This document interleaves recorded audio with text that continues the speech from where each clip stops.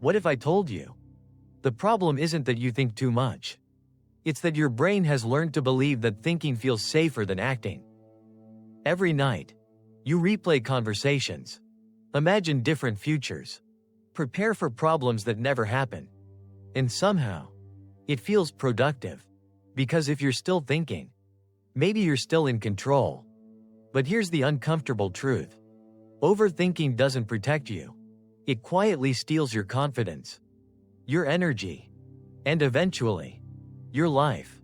The strange part? Your brain isn't trying to hurt you. It's doing exactly what it was designed to do.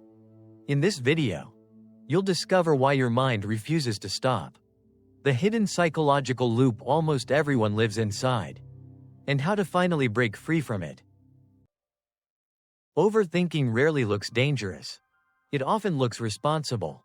You tell yourself you're just being careful, that you're analyzing every possibility, that one more thought will finally give you the perfect answer. But instead of moving forward, you stay exactly where you are. You hesitate before making simple decisions. You replay conversations, wondering if you said the wrong thing. You imagine problems long before they exist. And when an opportunity appears, your mind is already busy calculating everything that could go wrong. The hardest part is that no one else can see this battle. From the outside, you seem calm. But inside, your thoughts never stop talking. They fill every quiet moment. They steal your focus. They drain your energy before you've even taken the first step. So you end the day exhausted. Not because you did too much, but because your mind never had a chance to rest. So why does your mind keep doing this? The answer isn't because you're weak, or because you're naturally anxious. It's because your brain has one primary job: to keep you alive. Thousands of years ago, hesitation could mean survival. If our ancestors ignored danger, they didn't get a second chance. So the human brain evolved to constantly search for threats, even when there isn't one. Today, most of us aren't running from wild animals.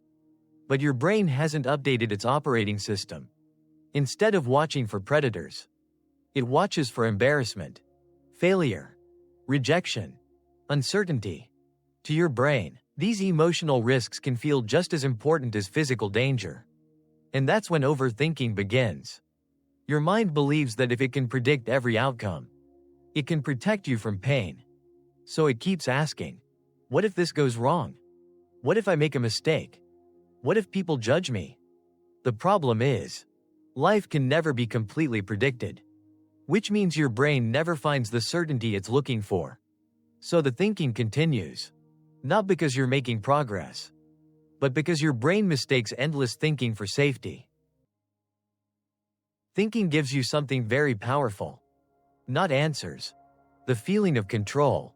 Every time you replay a situation, or imagine another possible future, your brain rewards you with the illusion that you're doing something useful. It feels like progress.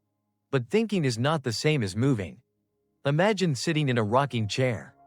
You can move for hours, without ever getting anywhere. That's what overthinking does. It keeps your mind busy, so you don't notice that your life has stopped moving forward. And slowly, your brain begins to confuse preparation with action. You feel productive because you're mentally exhausted. But exhaustion is not evidence of progress. It's only evidence that your brain has been working. The greatest trap of overthinking isn't that you think too much. It's that thinking becomes a substitute for living. You wait until you feel completely certain, completely confident, completely ready. But those moments almost never come. Because certainty isn't something your brain can find.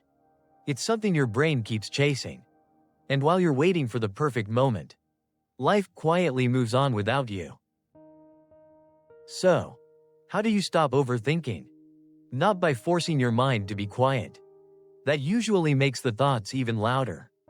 Instead, stop asking your brain for certainty, and start asking it for the next small step. Your brain wants to solve your entire future. But your life is only lived one moment at a time. Instead of asking, what if everything goes wrong? Ask, what's one action I can take right now? It doesn't have to be perfect.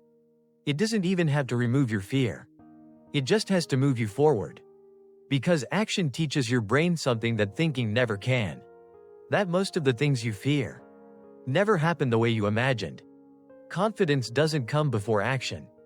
It grows because of action. Every small step sends your brain a new message. I survived. And little by little, your brain stops relying on endless thinking. Because it finally has something stronger. Real experience. Maybe. The goal was never to stop thinking. After all, your mind was only trying to protect you. The real goal is to stop letting fear disguise itself as preparation. Because life doesn't reward the person who thinks the longest. It rewards the person who is willing to take the next step. Even without complete certainty, you'll never think your way into a fearless life. But you can act your way into a stronger mind. So the next time your thoughts begin to spiral, don't ask, how can I stop thinking? Ask instead, what's one small step I can take today? Because sometimes, the smallest action is louder than 1,000 thoughts. And maybe, the life you've been waiting for has been waiting for your first step all along.